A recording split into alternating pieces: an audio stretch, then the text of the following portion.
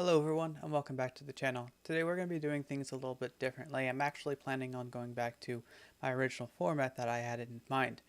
Basically what I'm going to be doing today is actually a combination of my two videos that I do once a week. I'll break these down and I'll actually combine these. So we actually have a 20-minute section, at least the goal of 20 minutes, instead of two 20 or 15-minute ones.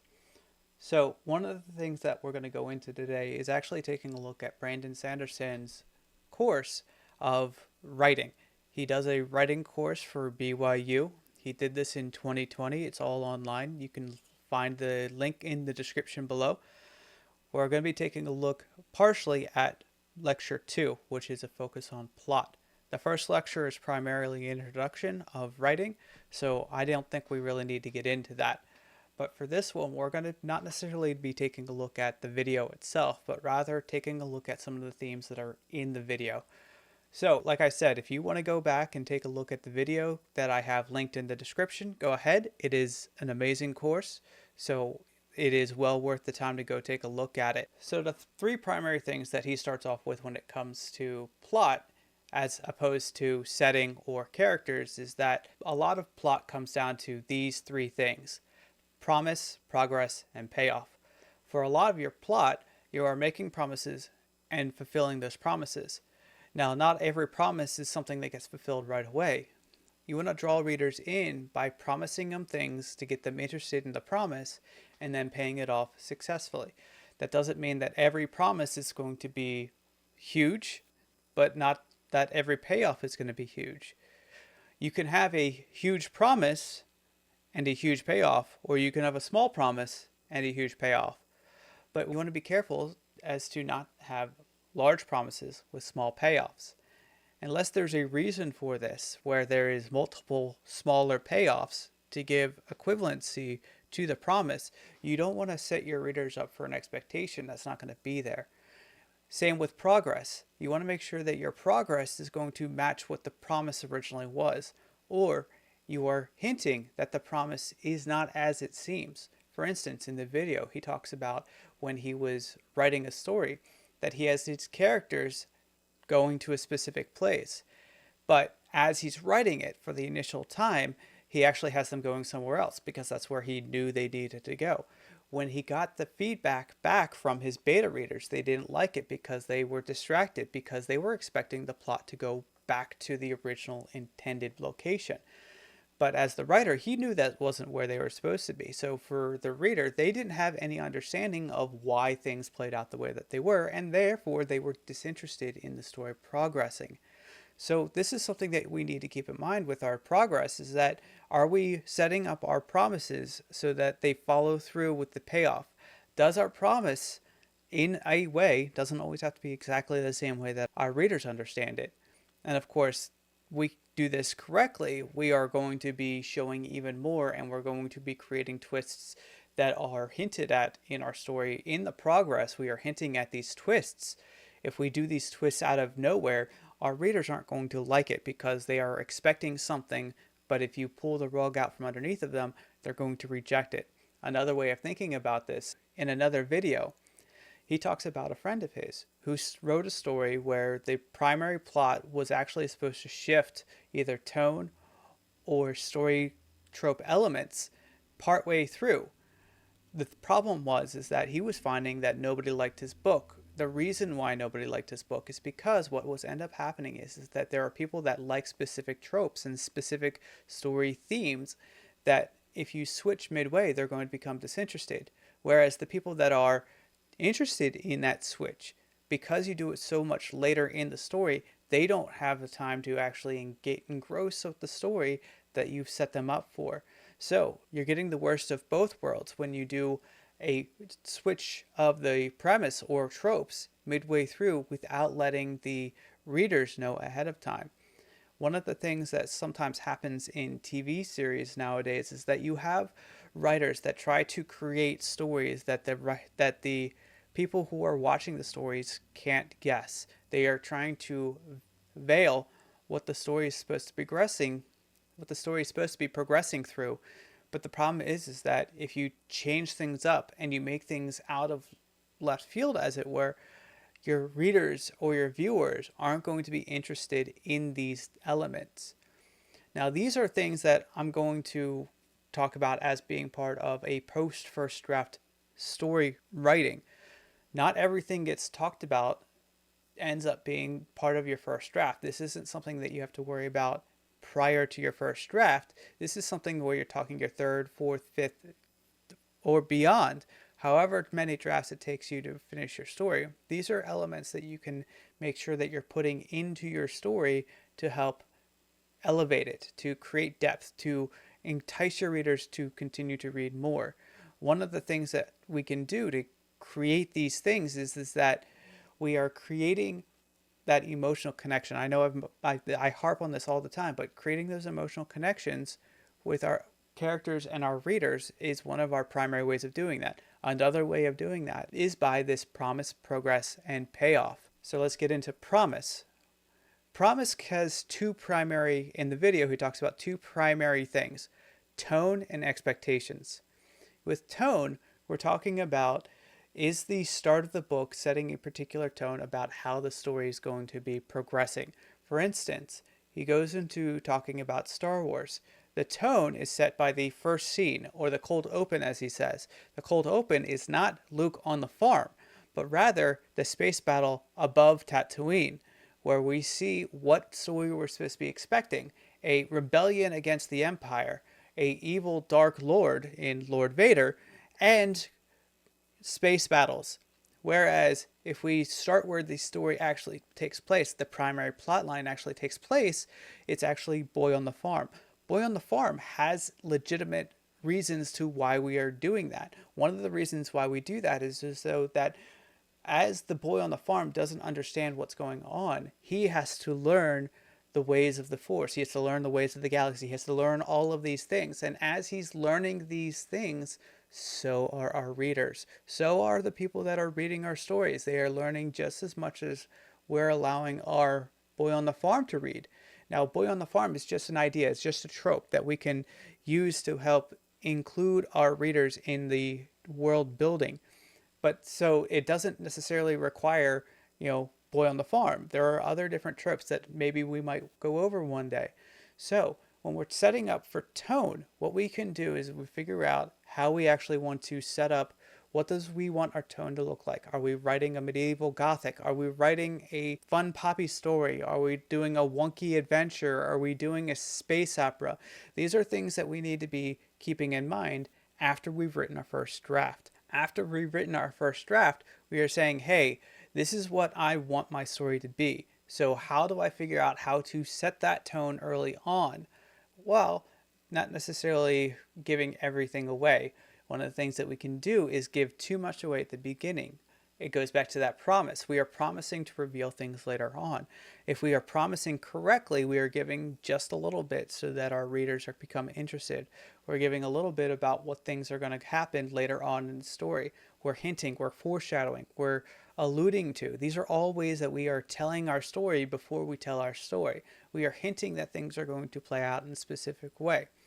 Now, like I said, with expectations here, expectations are going to be set unless you have other reasons why in your story why things aren't going to play out the way that they play out. Are your expectations set up so that they make sense? Are you hinting for the big reveal? For instance, if we remember the movie Sixth Sense, throughout the story we are seeing things, we are getting hints, we're getting flashbacks through the primary character's eyes of what is going on. And it's at the end when the big reveal happens that the main character is flashbacking to all of those instances where things didn't make sense for him, where things didn't follow suit. And then we think back in ourselves and are like, oh, this is how it's done. This is how we understand that, oh, this person was in this situation. Not going to spoil it, but it was one of the greatest reveals of our time when it comes to movie making, to movie story expectation. The plot was kind of crazy. So one of the things that we can do as writers is we figure out what's our story going to be, what's our themes, what's our ideas, what are the underlying ideas or hopes or fears or anything that comes emotionally speaking into our story, and how do we play that into our story and into our early chapters. So I'm going to go over and actually take a look and pull up a Word document and actually see how we can actually take some of these ideas and formulate a plot around it, or formulate a theme setup for our readers. So when it comes to tone, there's a couple things that we need to make sure that we're paying attention to. Are we doing a wacky story? Are we doing something where we're talking about depressing soap opera?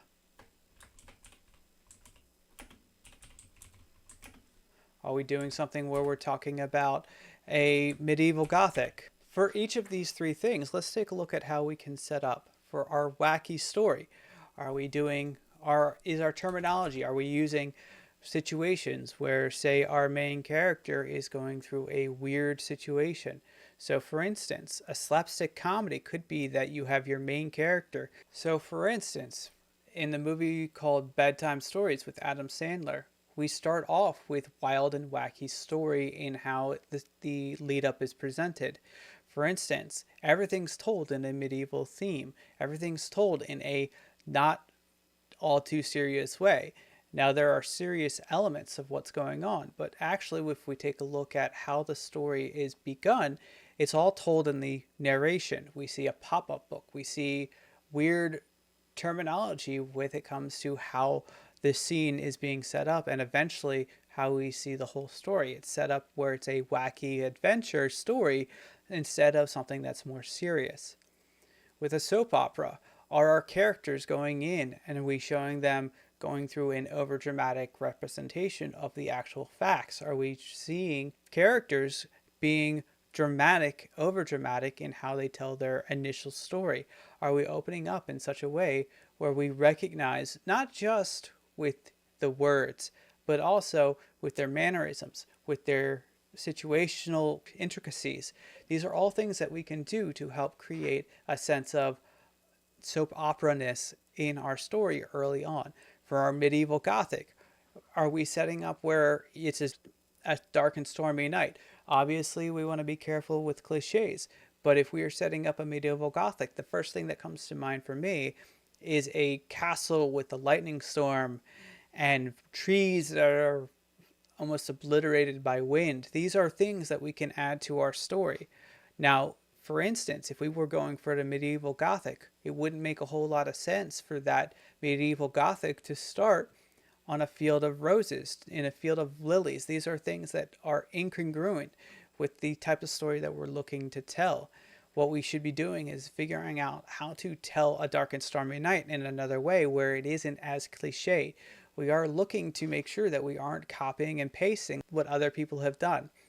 One of the ways that cliches come about is by, if you take a picture, copy it, take that copy and then copy that and repeat that process again and again and again.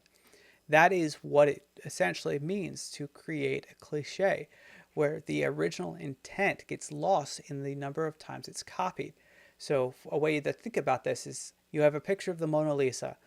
Somebody will make a copy of it. They will take that copy and they will edit it. They will take out parts that they don't like and they'll put in parts that they do like, and they'll change it. Some parts will remain the same, other parts will not. Sometimes what ends up happening is that you have these really bold areas, those tropes that people really, really like. And people alter them so that they stay within that theme, or they stay with those tropes in mind. They make that copy. Somebody else takes that copy and does the same thing that they did. And every single time this happens, there is added and taken away, where they remove things that they don't like and they add things that they do like. But the underlying ideas and tropes get worn down, where people just recognize them as not being authentic. When we tell stories again and again and again without actually altering how things are played out.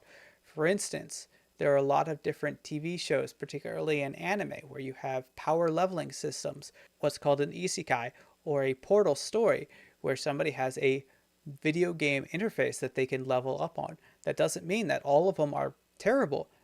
Some of my favorite ones are like that. But what can end up happening is that because they are looking to be better than the previous iteration, They go over the top without the nuance.